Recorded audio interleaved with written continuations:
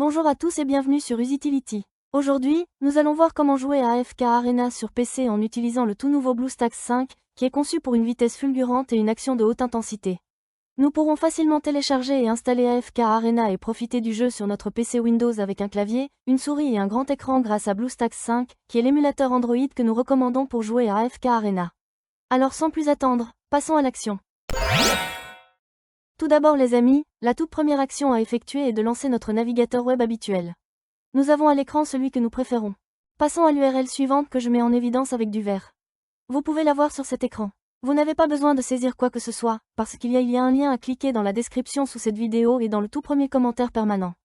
Une fois que nous avons cliqué sur le lien cliquable, nous arrivons là sur le site web de BlueStacks qui est bien entendu l'émulateur Android que donc nous allons nous servir pour jouer à AFK Arena sur un PC. Comme vous devriez le voir à l'écran, l'utilisation d'un émulateur apporte plusieurs avantages. Contrôle personnalisable, instances multiples, synchronisation des instances, macros, scripts, FPS plus élevés, et j'en passe. Nous allons maintenant lancer le téléchargement de AFK Arena en cliquant sur le bouton Jouer sur BlueStacks que j'ai surligné avec du vert. Nous cliquons ensuite sur ce bouton de téléchargement. Et le téléchargement démarre et finit sans délai et voilà, notre téléchargement est terminé. Il s'agit d'un fichier exécutable. Ce que nous allons faire est de lancer l'installateur, aussi nous allons cliquer sur ce fichier exécutable. Si nous sommes sous Windows 10, il nous sera demandé l'autorisation d'apporter des changements au système. Nous devons répondre oui. Je minimise le navigateur pour bien mieux accéder à l'installateur. Le programme d'install est très sommaire. Il ne comprend que deux options, installer et configurer le chemin. Je vous explique à quoi sert configurer le chemin. Il vaut de cliquer dessus. Et nous voyons que nous avons ici accès au chemin exact où l'émulateur Android sera situé après son installation. Si nous voulons modifier ce répertoire, il nous faut cliquer sur ce bouton « Sélectionner le chemin », ensuite nous optons pour un tout autre dossier et installons l'émulateur où nous voulons. Je conserve l'emplacement par défaut. Je clique sur « Retour » et je clique sur « Installer ». Voilà, c'est fait. Cette installation a commencé ensuite elle va entamer le téléchargement de ces mégaoctets que vous pouvez voir à l'écran. Quand vous le téléchargerez, il peut y avoir plus ou moins de MOS. La vitesse pour le téléchargement sera plus ou moins véloce, selon la qualité de Internet et de la vitesse des serveurs de notre émulateur. Maintenant, cela va très vite. Le téléchargement est terminé, et on passe maintenant à la phase d'installation. Avec BlueStacks 5, vous pouvez même réduire l'utilisation de la RAM en un seul clic. C'est particulièrement utile si vous rencontrez des problèmes de performance. En outre, vous pouvez activer le mode écho pour profiter d'une utilisation du CPU réduite de 87%, d'une utilisation du GPU réduite de 97% et d'un multitâche plus facile. Comme vous pouvez le constater, BlueStacks 5 est conçu pour offrir stabilité et performance lors de longues sessions de jeu. L'installation est déjà terminée pour moi. Maintenant, l'émulateur a démarré de lui-même.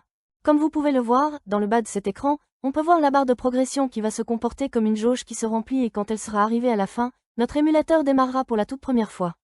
En fait, l'émulateur s'est déjà lancé, le voilà pour la toute première fois. Avant d'aller plus loin, comme vous le voyez, il a déposé deux icônes là sur le bureau de l'ordinateur. Le BlueStacks est là le BlueStacks multi-instance. Notez que l'icône BlueStacks est celle qui nous sera utile. Chaque fois que nous aurons besoin de lancer AFK Arena sur notre PC, nous cliquerons à la souris sur cette icône et cela déclenchera notre émulateur Android. L'icône BlueStacks multi-instance vous permet de lancer plusieurs instances d'émulateur. Et avec le nouveau gestionnaire multi-instance amélioré de BlueStacks 5 en mode écho, les joueurs peuvent exécuter plus d'instances de jeu plus rapidement et avec moins de lag. Passons à l'étape suivante, qui se trouve être obligatoire, je vais parler de l'accès au Google Play Store anciennement Android Market.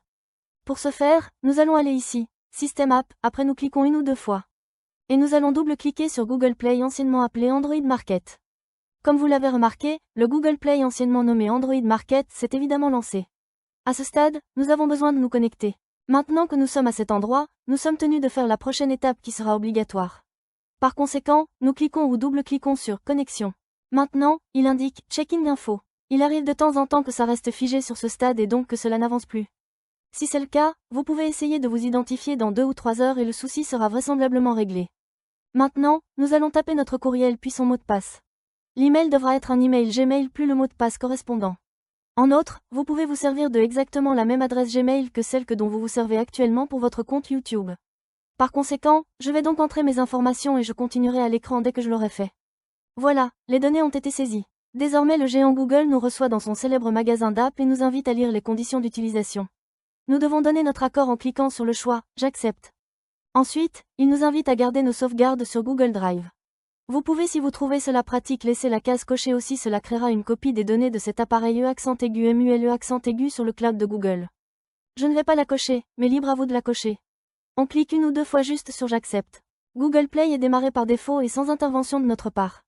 Afin d'installer un jeu ou une toute autre appli Android, il nous faut faire un tour sur le bureau de l'émulateur pour Android en double-cliquant sur cette icône désignée avec du vert. Désormais, puisque nous sommes sur le bureau de l'émulateur Android, nous réalisons que nous avons à notre disposition ce bouton Installer le jeu. Nous cliquons sur ce bouton visible à l'écran. Ici, nous avons notre jeu. Sans plus attendre, double-cliquons ici même sur le bouton Installer, que je mets maintenant avec du vert. Et l'installation est sur le point de se lancer. À ce stade, l'émulateur pour Android va récupérer l'application de jeu et lancer l'installation du jeu. Cela peut aller assez lentement ou être extrêmement rapide. Tout dépendra de la qualité de notre connexion Internet. Ça y est, notre install est déjà fini. Désormais, retournons sur le bureau de notre émulateur en cliquant gauche sur ce bouton que je mets en évidence avec du vert, histoire de initier AFK Arena pour la toute première fois. Nous sommes à nouveau sur le bureau de notre émulateur, et nous devons cliquer sur la nouvelle icône de l'app AFK Arena qui a été mise ici. Le jeu est lancé pour la toute première fois. C'est top, je peux double-cliquer à n'importe quel endroit sur l'écran mais également aussi me servir du clavier. Je vais commenter le volume de l'émulateur Android. C'est juste ici. Nous voyons l'icône d'amplification du volume et l'icône de diminution du volume. De cette manière, nous ne dépendons pas du volume de notre ordinateur sous Windows pour augmenter ou baisser le son de cet émulateur pour Android. Et pour profiter au maximum de l'expérience de jeu, nous avons la possibilité de basculer le jeu sur ce grand écran. Pour y arriver, nous avons deux options. Voici la première occasion où nous double-cliquons sur cette icône que je vous mets en évidence en vert. Et maximisons notre écran, en gardant une bordure tout en haut, une à droite et une tout en bas. Si l'on veut basculer le jeu ou une toute autre appli Android mode plein écran, on doit cliquer sur cette icône. Et nous serions déjà en train de lancer ce jeu en plein écran. Afin de revenir en écran normal, pressez simplement sur la touche F11. Et nous serions revenus en mode écran habituel. Maintenant je vais vous montrer le mapping du clavier qui se trouve être très captivant. De la sorte, nous saurons comment nous lancer ce jeu plus commodément.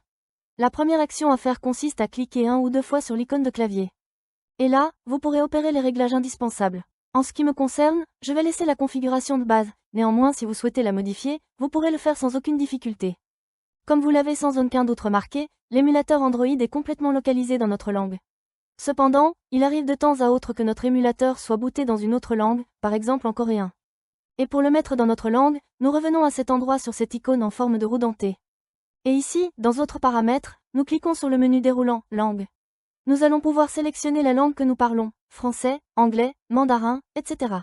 Une fois la langue choisie, c'est le moment de sauvegarder, notre émulateur reboot ainsi le jeu, la toute prochaine fois que nous le démarrerons, sera de la même façon dans la langue de notre choix. Maintenant, il y a un autre point que nous devons prendre en compte, et c'est que nous recevrons un email nous informant qu'un nouvel appareil a été connecté à notre compte Google. Cet email sert à vérifier si nous avons établi la connexion de l'appareil. Bien entendu, c'est bien le cas, pas la peine de stresser, car oui l'émulateur émule un appareil Android. Et pour voir quel appareil a été MULE, revenons là, à cette icône en forme de roue dentée et cliquons dessus. Et nous nous rendons ici à l'option « Modèle ». Nous venons de découvrir que cet émulateur pour Android simule un téléphone mobile Samsung. Nous allons donc recevoir un mail précisant qu'un nouvel appareil de la marque coréenne Samsung s'est connecté à notre compte Google. C'est tout pour ce tutoriel chers amis. Je souhaite de tout cœur qu'il vous ait plu, et plus encore qu'il vous sera utile. Si c'est le cas, donnez-lui un bon like, abonnez-vous. Et si vous désirez déposer un commentaire, des questions à me poser ou des suggestions à faire, laissez-les dans la boîte de commentaires ci-dessous. Cliquez avec la souris sur l'une des vidéos qui s'affichent sur l'écran et rendez-vous dans les prochaines vidéos. À bientôt.